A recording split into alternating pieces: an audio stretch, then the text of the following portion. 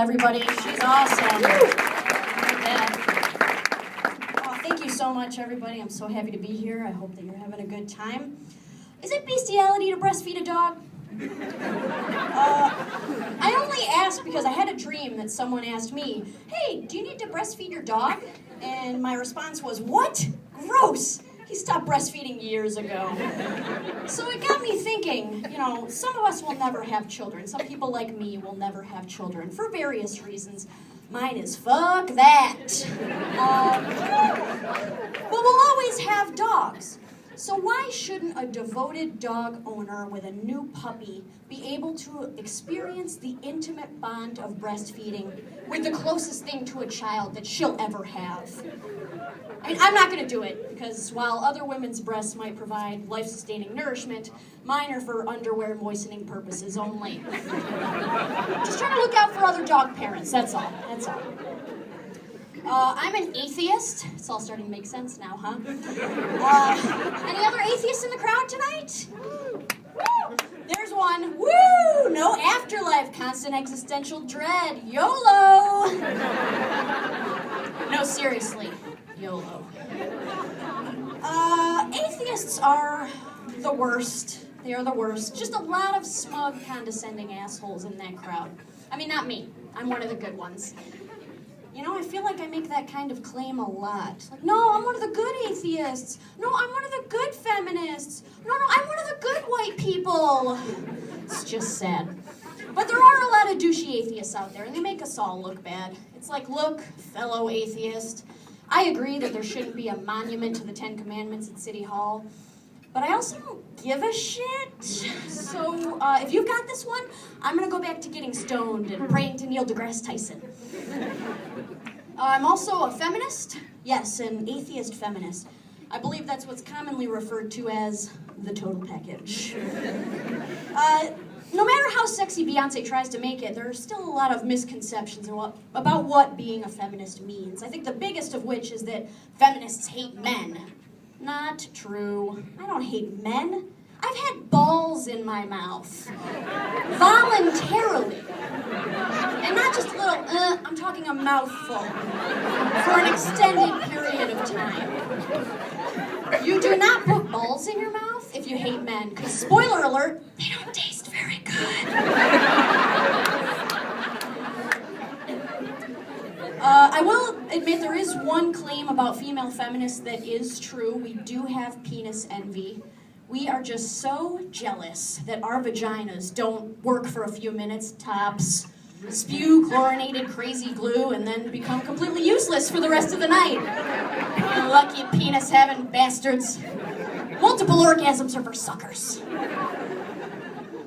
I got out of grad school not too long ago, which is great because it sucked.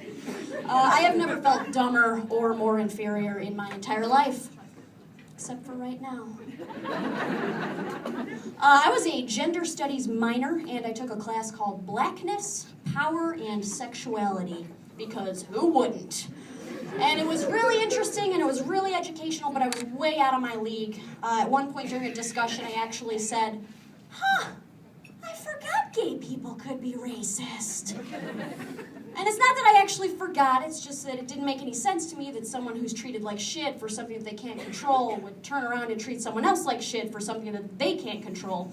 So I just put that in the back of my head with other useless knowledge, like the lyrics to every Backstreet Boys song, or my mother's birthday. So grad school taught me that I am a privileged asshole with a pathetic understanding of racial issues. I don't think you can make a career out of that. Yeah, pretty sure the position of Grand Wizard of the KKK has been filled. Shucks.